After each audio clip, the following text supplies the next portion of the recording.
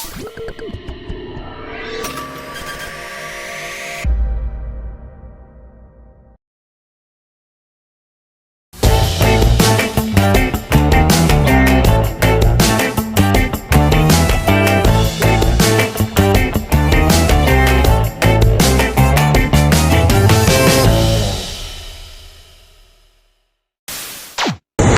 semuanya, selamat datang di podcast Sosiologi Talks bareng saya Afli. Di sini hari ini saya akan podcast tidak sendiri, namun bersama keempat narasumbernya. Yang pertama itu ada Yeremia, yang kedua ada Elva, yang ketiga ada Tasya, dan yang terakhir ada Novi.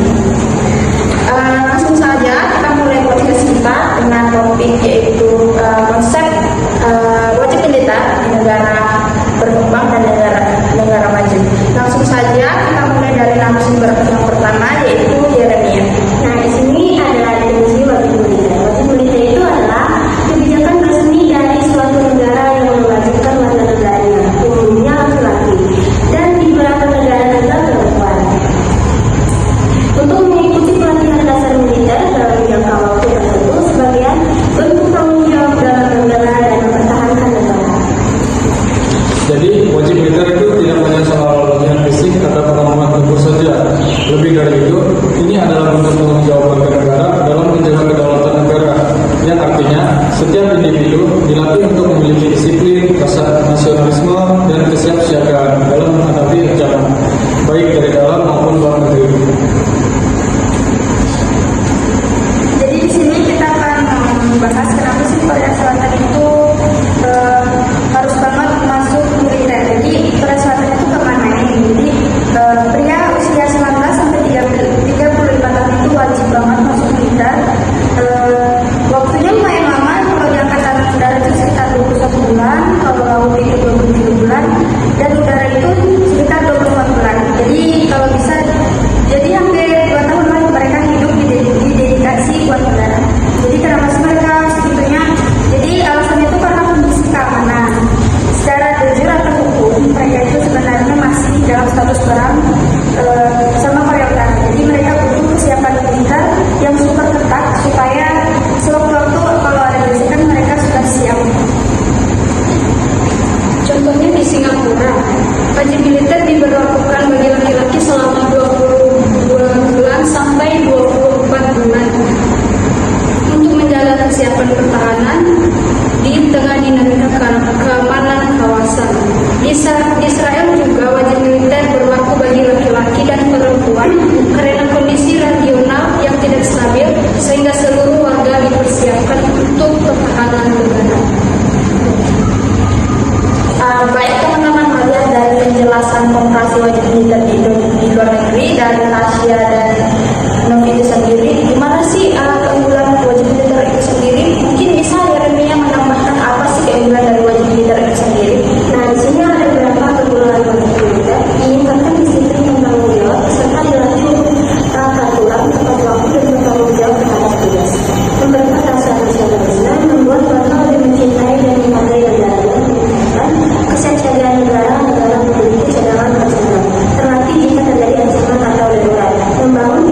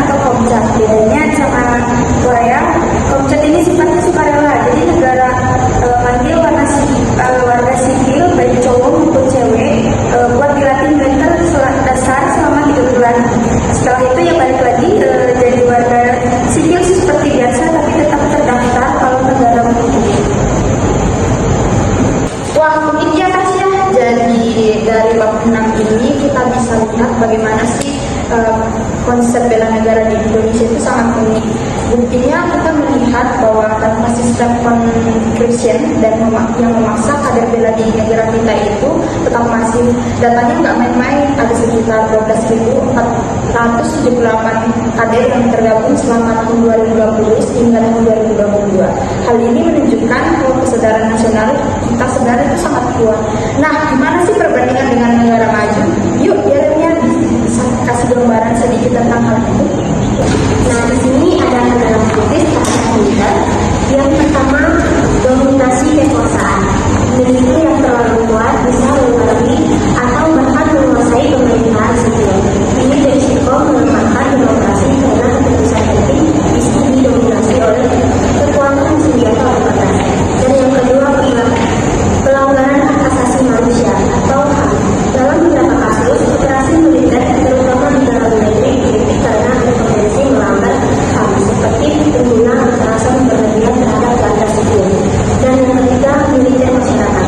Jika militer terlalu sering dilibatkan dalam kehidupan sipil, misalnya di militer atau politik, masyarakat bisa menjadi lebih terbiasa dengan pendekatan kekerasan dibanding dialog atau diplomasi. Dan yang keempat, anggaran besar. Militer biasanya mendapat anggaran yang sangat besar. Kritik muncul ketika dana ini dianggap lebih baik dialokasikan untuk pendidikan, kesehatan, atau kesejahteraan sosial. Dan yang kelima, kurangnya transparansi. Institusi militer sering tertutup dengan alasan keamanan.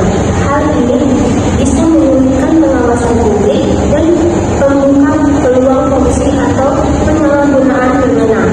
Dan yang terakhir, peran dalam konflik. Militer bisa memperpanjangkan konflik jika pendekatan yang digunakan lebih mengutamakan kekuatan daripada penyelesaian damai. Lanjut, Eva. Jadi militerisme berlebihan itu memicu kekhawatiran masyarakat. Kekhawatiran masyarakat itu wajar. Karena itu pentingnya transparansi dan akuntabilitas. Program seperti ini harus dijalankan secara transparan dan akuntabel. Tujuannya supaya menjaga para dominasi militer seperti yang pernah terjadi di masa lalu dan tetap sejalan dengan prinsip demokrasi. Adanya transparansi, masyarakat tahu tujuan dan proses program dan mencegah militerisme yang berlebihan, menjaga keseimbangan sipil dan militer. Baik, lanjut. Sekarang kita masuk pada tentang masa depan dan bela negara. Bela negara kini tidak hanya soal angkat senjata, tetapi juga ada beberapa. Yang pertama itu ketahanan digital, melindungi data dari infrastruktur dari serangan. Kedua, ancaman siber seperti peretesan dan sabotase sistem. Ketiga, disinformasi, melawan hoaks yang dapat memecah persatuan. Yang artinya warga negara juga perlu militer teknologi kritis terhadap informasi dan aktif menjaga ruang digital sebagai bagian dari pertahanan negara. Jadi kita masuk ke bagian yang penting harus kita terapkan dalam. Jadi bela negara sekarang itu nggak cuma tentang perang fisik. Jadi kenapa kita harus masuk ke dalam ranah ideologi, ekonomi dan budaya? Jadi yang pertama itu ancaman digital dan ideologi. Jadi sekarang musuh nggak cuma pakai tank tapi pakai hoax. Jadi disinformasi